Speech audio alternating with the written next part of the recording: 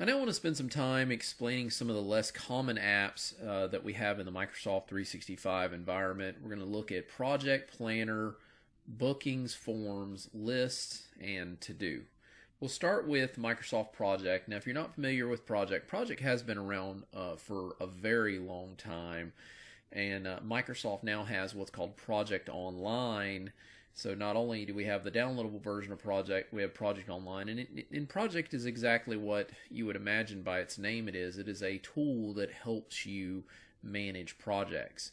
So if you are somebody who is a project manager or assisting in a project, this is the tool for you. Okay, it's going to allow you to assign tasks and resources, and it's going to let you manage a project on a very, very large scale, or if you have small projects that need to be managed, that'll work too.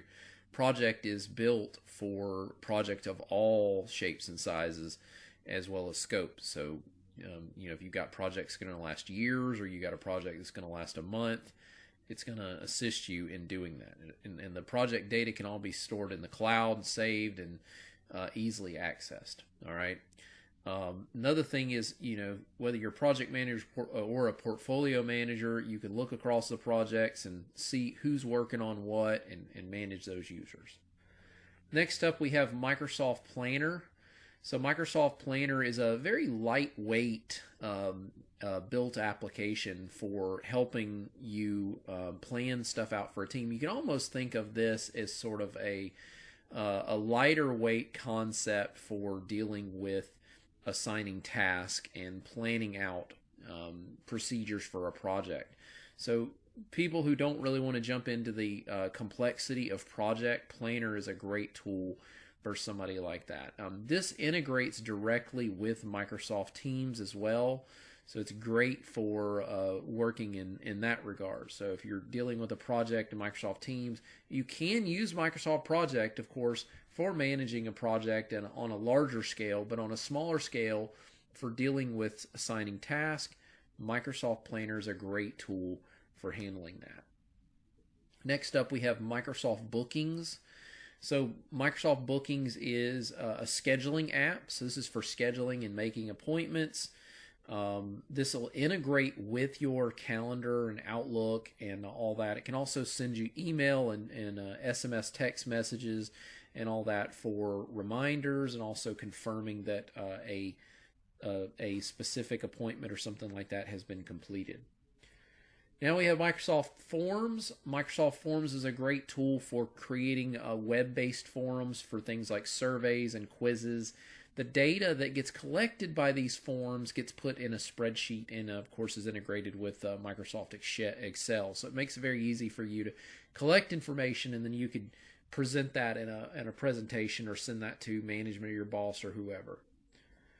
Then you got Microsoft Lists. So Microsoft List is a way of just keeping track of information, links, and things like that that helps us kind of organize some of the things that are going on, such as if we have some kind of let's say we're a help desk or something like that, we're trying to keep track on a small scale of help desk activities, or some kind of list of items that are needed for a project or something like that. You could use Microsoft List for something along those lines. You can create rules and alerts that help alert people that there is still items located on this list that need to be handled.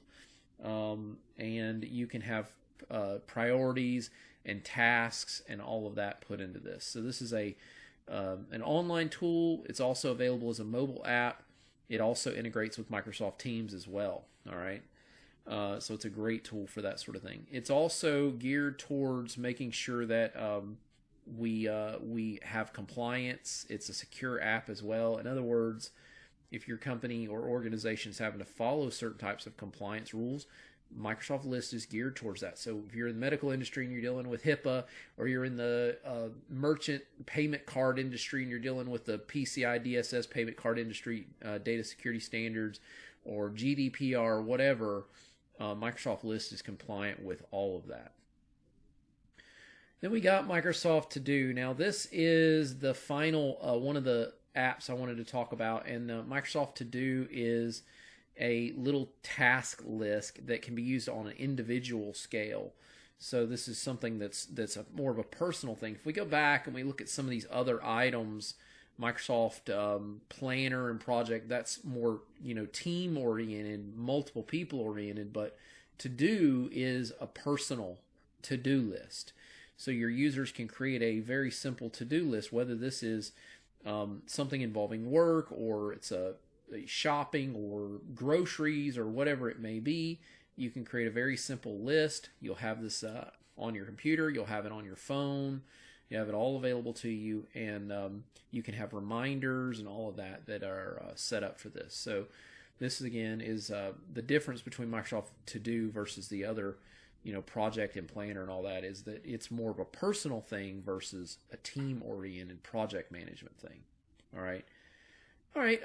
Not too much here you need to memorize. I would just know the difference between each app, and you should be fine in that regard. Just understanding in this course, that's mainly what we're focused on. You just want to know what these apps are. You don't need to be an expert on any of the apps here, but just having a good fundamental idea of what each app is. If you've got that down, you're good to go.